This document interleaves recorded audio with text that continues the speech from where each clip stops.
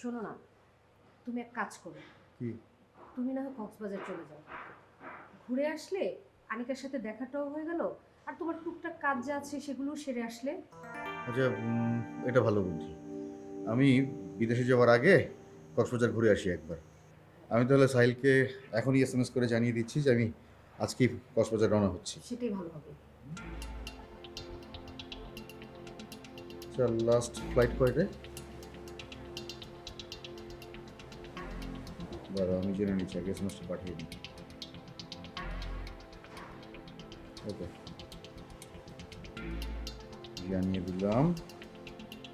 ফ্লাইটে পৌঁছবি না? আজই কক্সবাজার আসছি। দেখো যে আনিকার ভাইয়া কি লিখেছে, উনি আজকেই কক্সবাজার আসছে। এখন বলো কি এটা কোনো কথা? কি হবে? উনি চলে আসলে তো সব কিছু জেনে যাবে উনি। যেভাবেই হোক ওনার আশাটা আটকাও।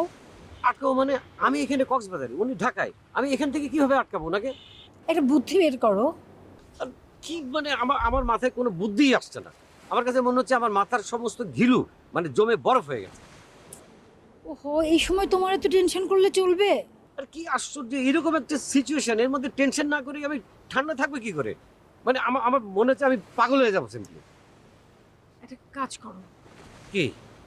আনিকার ভাইকে ফোন করে বলো ঠান্ডা লেগে আনিকার টনসিল অনেক বেড়ে গেছে, গলায় প্রচন্ড ব্যথা, আনিকা কথা বলতে পারছে না, বাধ্য হয়ে তুমি আনিকাকে হসপিটালে ভর্তি করেছো।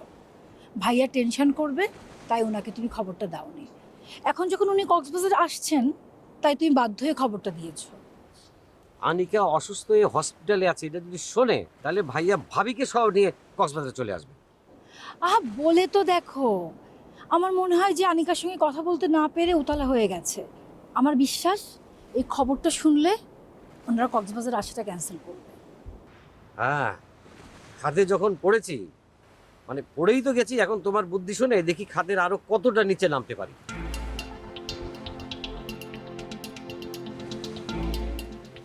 আপনি রিটার্ন টিকিটটা আগামীকাল ফার্স্ট ফ্লাইটে দিয়ে দেবেন। জি,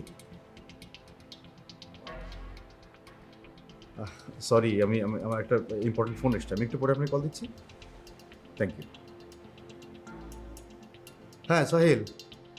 ভাইয়া মানে আমি একটু ঝামেলার মধ্যে ছিলাম, তো সেজন্য আপনার কলটা টাইমলি রিসিভ করতে পারিনি। না না, দেখো, আমি তোমাকে এতবার করে বললাম যে আনিকার সঙ্গে আমাকে ফোনে কথা বলিয়ে দাও, তুমি তো একটাবারের জন্য আমাকে কথা বলিয়ে দিলে না।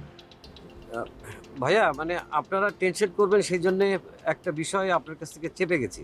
কি বিষয়?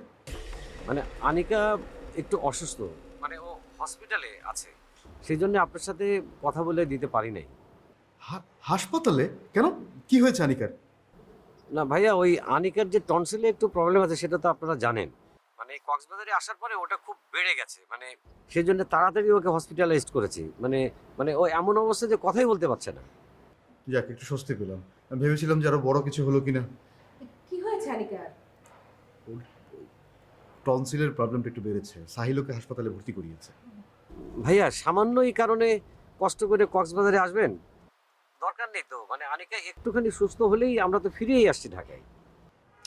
হ্যাঁ, না, ঠিকই আছে। দেখো, আমি তোমাকে এতবার করে বলার পরও আনিকার সাথে কথা বলিয়ে দিচ্ছ না, আমি খুব টেনশনে পড়ে গিয়েছিলাম, যে কারণেই কক্সবাজারে আসতে চেয়েছিলাম। এখন যেহেতু জানলাম যে ও কারোর সঙ্গে কথা বলতে পারছে না, ঠিক আছে, আমি আমার সিদ্ধান্ত না হয় ক্যান্সেল করলাম। ঠিক আছে ভাইয়া, রাখি, আপনারা একদম টেনশন করেন না। হ্যাঁ আচ্ছা আচ্ছা, ঠিক আছে, থ্যাংক ইউ। আচ্ছা জি, আসসালামু আলাইকুম। কি বললেন উনি? ও,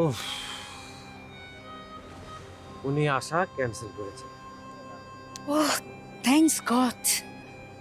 কতক্ষণ যে ম্যানেজ করতে পারবো বুঝতে পারছি না।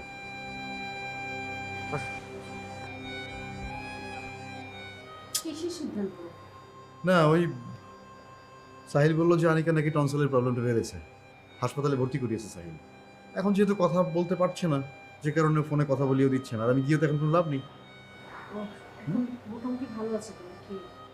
আছে, কিন্তু কথা বলতে পারছে না। কথা বলতে পারলে অ্যাজ আর্লি অ্যাজ পসিবল। না, আমি টিকিটটা ক্যান্সেল করে দিই। সরি সরি সরি ভাই, আমার টিকিটটা লাগছে না, ক্যান্সেল করে দিই।